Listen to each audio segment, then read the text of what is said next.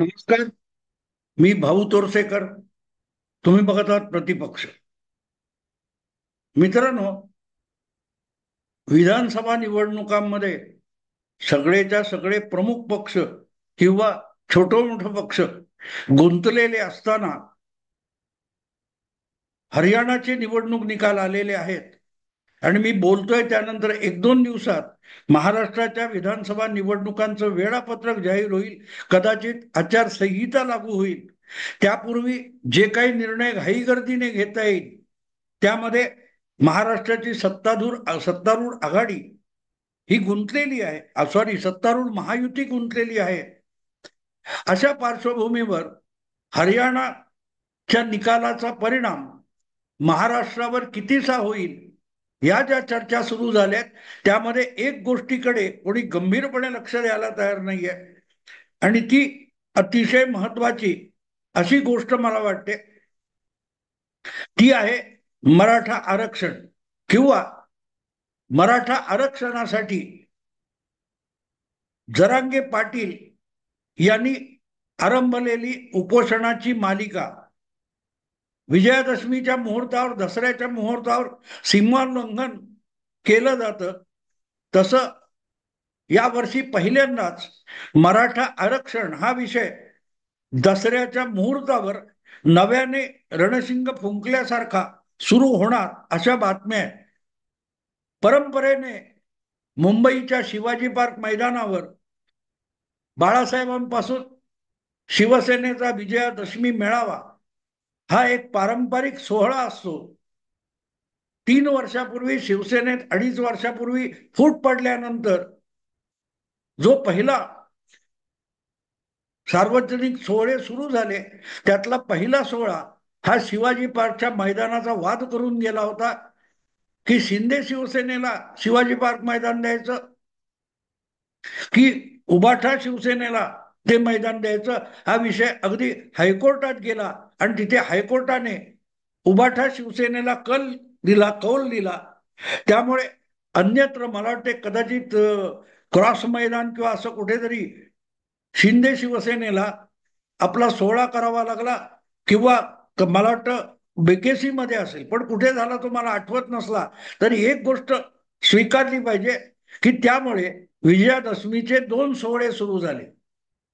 हळूहळू अलीकडल्या काळामध्ये मराठवाड्यामध्ये गोपीनाथ मुंडे यांच्या वारसांनी सुद्धा दसऱ्याचा मेळावा घ्यायला सुरुवात केली होती. ते मेळावे होतच होते आणि यावर्षी त्यामध्ये एक नवीन परंपरा सुरू होते, ती म्हणजे मराठा समाजाचं हित बघण्याचा दावा करणारे जरांगे पाटील यांची जी कुठलीही नाव अजूनही नसलेली मराठा संघटना आहे तिच्यातर्फे दसरा मेळावा घेतला जाणार आहे. 500 एकर 700 एकर रेकॉर्ड रोज रोज वाढत जातात. उपोषणाचे दिवस जरांगे पाटील यांच्याकडून कमी कमी होत असले तरीही त्यांच्या जाहीर सभांचं क्षेत्रफळ हे प्रतिसभेनंतर वाढतंय. कधी 100 एकर, कधी 150 एकर, कधी 300 एकर आणि यावेळेला 500 एकर जमिनीवर जरांगे पाटील यांचा मराठा आरक्षणाची रणधुमधुमी करणारा मेळावा होणार अशा बातम्या आहेत आणि त्याला मी सर्वाधिक महत्व देतो. याचं कारण असं आहे मित्रांनो की आता महाराष्ट्रामध्ये निवडणुकीच्या दृष्टीने जी चर्चा चालू आहे त्या चर्चेमध्ये सगळ्यात महत्वाचा मुद्दा हा हरियाणाचे निकाल आहेत. ज्या हरियाणाच्या निकालाने संपूर्ण लोकसभा निवडणुकीचे निकाल उलटे पालटे करून टाकलेत, उलथा पालच करून टाकली आहे.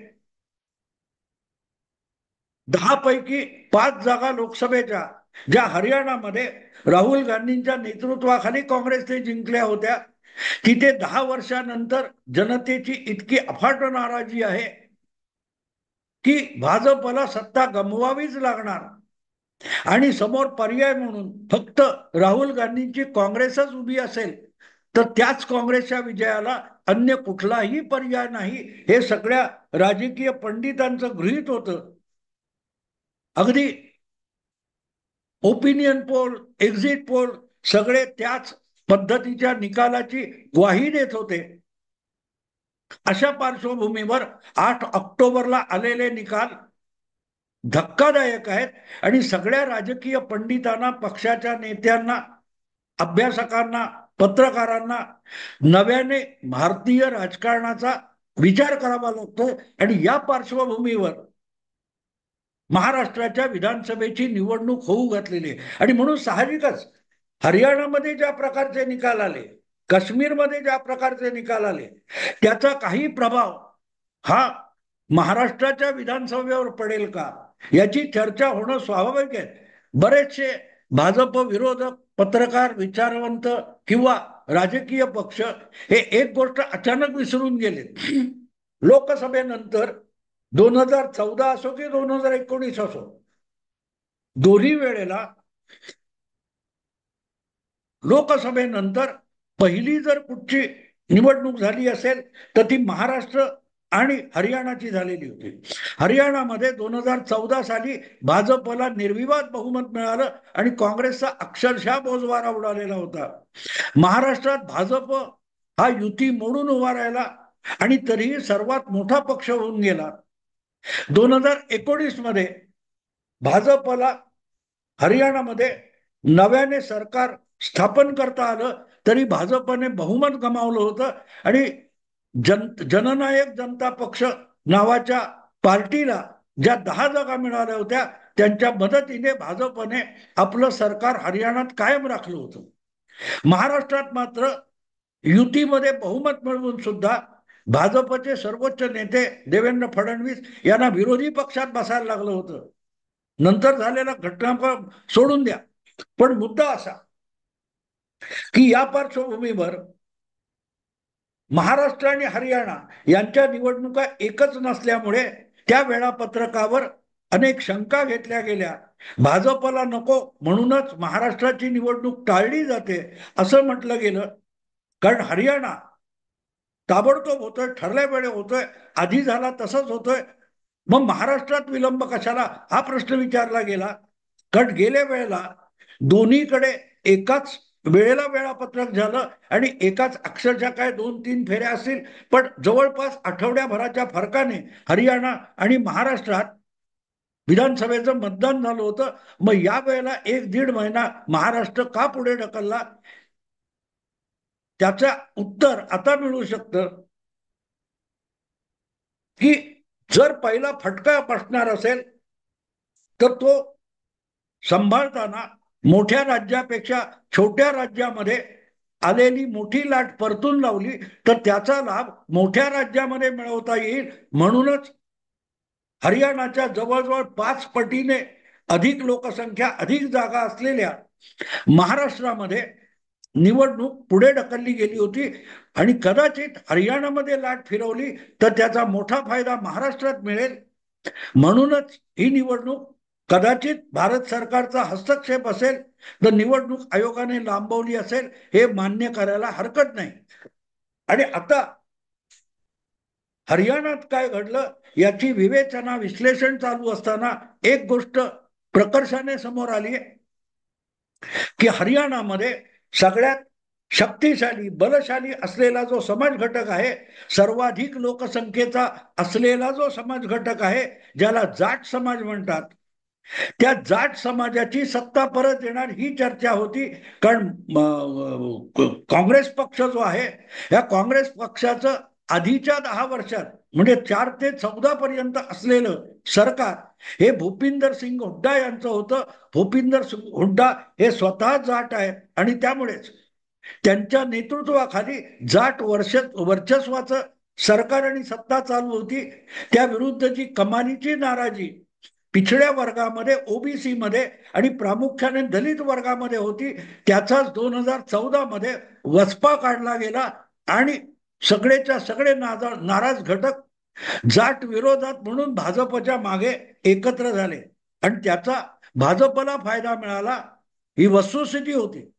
पण तरीही 5 वर्षानंतर 2019 मध्ये भाजपला ते यश परत मिळवता आलं नाही आणि काँग्रेसची परिस्थिती थोडी सुधारली तरीही भाजपला विरोधात बसवणं हे काँग्रेसला शक्य झालं नव्हतं. आणि या पार्श्वभूमीवर जर महाराष्ट्राकडे बघायचं असेल तर मग जाट या प्रबळ शक्तिशाली वर्गाचं वर्चस्व असलेलं सरकार परत एकदा हरियाणामध्ये सत्तारूढ होत असेल तर त्यामुळे विचलित झालेला जो जो समाज घटक होता तो आपोआपच भाजपच्या बाजूला कन्सोलिडेट होत गेला, एकवटत गेला आणि त्याचे परिणाम आजच्या हरियाणाच्या निकालावर दिसतात. ही वस्तुस्थिती स्वीकारावी लागते.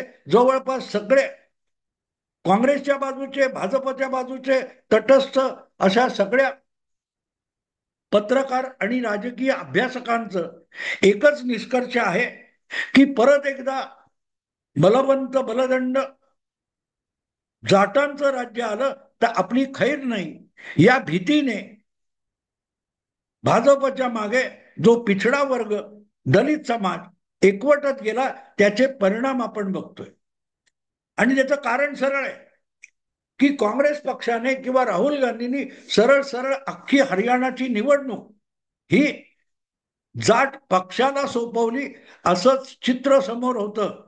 विधानसभेत हरियाणाच्या एकूण 90 जागा आहेत आणि त्या 90 जागांमध्ये काँग्रेसचे 72 उमेदवार हे भूपिंदर सिंग हुड्डा म्हणजे जाट बलशाली नेता सांगेल त्यालाच देण्यात आले. इतर सगळ्या काँग्रेसमधल्या बिगर जाट नेत्यांना किंवा इतर नेत्यांना फक्त 18 जागा सोपवण्यात आल्या आणि त्यामुळे परत एकदा हुड्डांचं राज्य येणार, म्हणजे जाट वर्चस्वाची सत्ता दाखवणारं सरकार येणार. हे जे चित्र निर्माण झालं त्यामुळेच जाट सोडून इतर जातींचं जे एकजुटीकरण होतं त्याने काँग्रेसला पराभूत केलं. असाच एक साधा सरळ निष्कर्ष प्राथमिक स्वरूपात आपल्या समोर येतो. हे मी एवढ्यासाठी समजवतोय की ज्या वेळेला हरियाणाचा प्रभाव महाराष्ट्रावर किती पडेल असं आपण बघतो, तेव्हा मग हरियाणातल्या प्रभावशाली आणि शक्तिशाली अशा जाटांचा विचार करता तसाच तुम्हाला महाराष्ट्रातल्या सर्वात मोठा समाज घटक आणि प्रभावशाली शक्तिशाली असलेल्या मराठा प्रभुत्वाचा विचार करावा लागतो. गेल्या वर्षभरापासून महाराष्ट्रामध्ये मराठा आरक्षणाचं जे आंदोलन चाललंय त्यात मराठ्यांना पिछडा वर्ग ठरवा असं म्हटल्यापासून ओबीसी किंवा इतर लहान मोठे जे शेकडो जाती घटक महाराष्ट्रात आहेत ते हळूहळू करत मराठा समाजाच्या विरोधात उभे ठाकत गेलेले आहेत. त्यांचं एकत्रीकरण, एकजुटीकरण सुरू झालेलं आहे आणि त्यामुळेच जरांगे पाटील हे गेल्या वर्षभरात जितके ब्राह्मण नेता असलेल्या किंवा जन्माने ब्राह्मण असलेल्या देवेंद्र फडणवीसांच्या विरोधात बोलत गेले, तसतसं एक एक करत ओबीसींच्या संघटना आणि ओबीसींचे लहान मोठे नेते हे देवेंद्र फडणवीसांच्या बाजूने एकजूट होत गेलेले आपल्याला दिसतात. त्याचा आरंभी प्रभाव निवडणुकीवर पडेल असं वाटत नव्हतं, पण ज्या प्रकारे लोकसभा निवडणुकीचे निकाल लागले आणि महायुतीचा देवेंद्र फडणवीसांच्या नेतृत्वाखाली पिछेहाट झाली, त्यानंतर असं बोललं जायला लागलं की जरांगेंचं उपोषण, जरांगे फॅक्टर हा लोकसभा निवडणुकीला प्रभावित करून गेला. त्यामुळे मोठ्या प्रमाणावर ओबीसी समाजामध्ये विचलन झालेलं आहे, अस्वस्थता आलेली आहे की जरांगे पाटील महाविकास आघाडीच्या बाजूने, म्हणजे महाविकास आघाडी हा मराठ्यांचा एक पक्ष आहे, आघाडी आहे, मोर्चा आहे आणि त्यांची सत्ता परत आली तर मग जरांगेंचा विजय होतो, त्यापेक्षाही मराठ्यांच्या प्रभावाचं आणखीन प्रभुत्व वाढतं. सरळ सरळ ओबीसी राजकारण हे मागे ढकललं जाईल ही भावना निर्माण होते आणि त्याचे परिणाम आपल्याला हरियाणात दिसले असतील तर महाराष्ट्रात सुद्धा केवळ जरांगे पाटील यांच्यामुळे दिसू शकतात. गेल्या वर्षभरात दबल्या आवाजामध्ये जरांगे पाटील हा शरद पवारांचा माणूस आहे, जरांगे पाटील हा एकनाथ शिंदेचा माणूस आहे, एकनाथ शिंदे मराठा आहेत म्हणूनच जरांगे पाटील त्यांच्या विरुद्ध चकार शब्द बोलत नाहीत, मराठ्यांच्या आरक्षणाला बूच मारून बसलेले शरद पवार हे सगळ्यात जास्त दोषी असताना जरांगे पाटील शरद पवारांच्या विरोधात एक शब्द बोलत नाहीत आणि मराठा आरक्षण आपल्या कार्यकाळामध्ये किंवा सत्तांतर झाल्यानंतर हिरिरीने द्यायला पाहणारे देवेंद्र फडणवीस यांना मात्र जरांगे पाटील टार्गेट करतात, लक्ष करतात. याचा अर्थच जरांगे पाटील यांच्या माध्यमातून परत एकदा मराठ्यांची प्रभावशाली सत्ता, महाराष्ट्रात जातीची सत्ता निर्माण करून इतर सगळ्या मराठेतर जातींची कोंडी करायची, असाच काहीतरी डाव खेळला जातोय ही भावना हळूहळू करून वाढीस लागलेली. आणि त्याचा दृश्य परिणाम मित्रांनो असा आहे की जितका जरांगे पाटील यांच्या ताकदीचा गवगवा होत जाईल तितकं हे ध्रुवीकरण, लहान मोठ्या जाती पोटजातीमध्ये विभागले गेलेले जे ओबीसी घटक आहेत किंवा मराठेतर घटक आहेत किंवा अगदी त्यांच्यातले विस्थापित आणि गरीब मराठा आहेत, ते सुद्धा जरांगेंच्या विरोधात उभे ठाकणं स्वाभाविक आहे.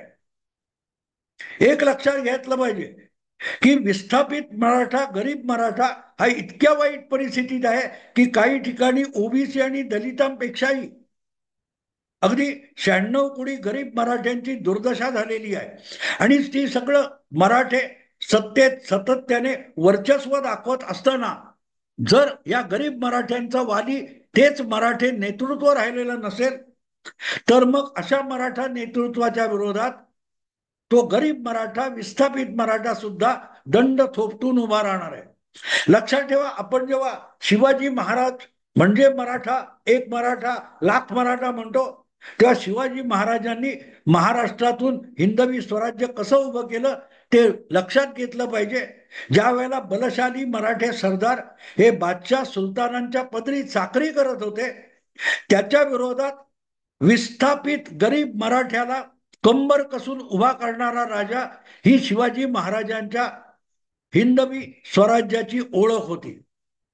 आज सुद्धा जे स्वतःला मराठा, प्रभावशाली मराठा, जाणता मराठा म्हणतात, हे सगळे एक प्रकारे आपापली वतनं वाचवण्यासाठी कुठल्याही सुलतान बादशाहच्या पदरी चाकरी करायला तयार आहे. अशा वेळेला विस्थापित मराठा हा जर स्वराज्याची भूमिका घेऊन, स्वाभिमानाची भूमिका घेऊन उभा राहणार असेल तर त्याने मुळातच शरद पवार किंवा तत्सम प्रस्थापित काँग्रेसी मराठेशाहीच्या विरोधात दंड थोपटले पाहिजेत. कारण काँग्रेसी मराठीशाहीने सामान्य गरीब मराठ्यावर जितका अन्याय केला किंवा त्याला दुर्लक्षित ठेवलं तेवढं इतर कुठल्याही सत्तेने ठेवलेलं नाही.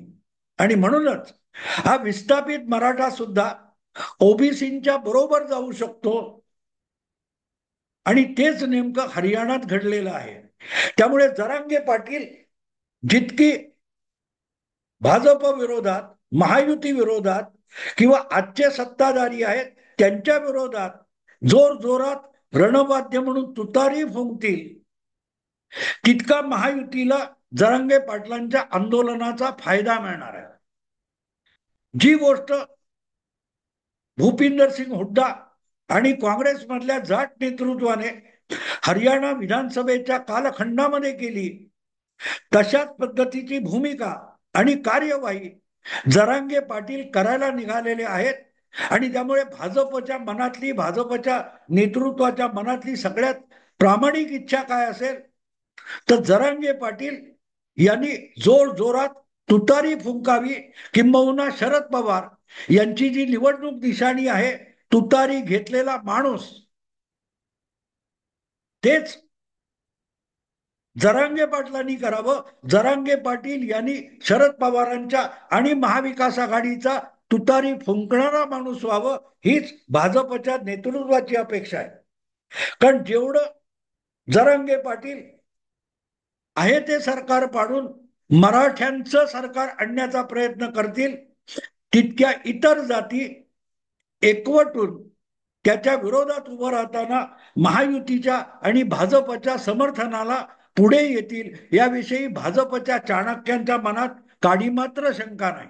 आणि म्हणून भाजपची मला तरी असं वाटतं की मनोमन ते उघड बोलणार नाहीत, पण मनातली इच्छा असेल की जरांगे पाटील यांनी सरकार विरुद्ध वाटेल ते बोलावं, पण जितकं होईल तितकं त्यांनी महाविकास आघाडी आणि शरद पवार यांच्या बाजूने बोलावं, किंबहुना शरद पवारांचा तुतारी फुंकणारा माणूस हेच रूप जरांगे पाटील यांनी धारण करावं, ही भाजपची इच्छा असू शकते.